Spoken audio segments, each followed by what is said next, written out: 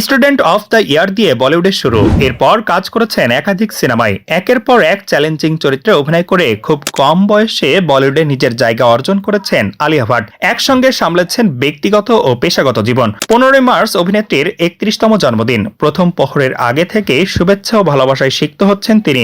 আলিয়া ভাট প্রথম ক্যামেরার সামনে এসেছিলেন 1999 সালে। সংঘর্ষ সিনেমায় প্রীতি জিন্তার ছোটবেলার চরিত্রে অভিনয় করেছেন তিনি। ছোটবেলায় আলিয়ার ওজন এতটাই বেশি ছিল যে বাবা মহেশ ভাট আলিয়াকে আলু বলে ডাকতেন।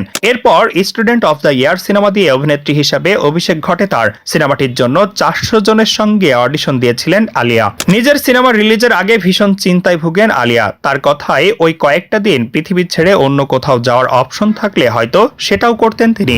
অভিনয় ছাড়া আলিয়া ছবি আঁকতে ভীষণ পছন্দ করেন। এছাড়াও গান গাইতেও পছন্দ করেন। বাড়ির সবকিছু ভীষণ পরিপাটি করে রাখতে পছন্দ করেন। তার কথায় অভিনেত্রী না হলে তিনি হতেন পার্টি অর্গানাইজার।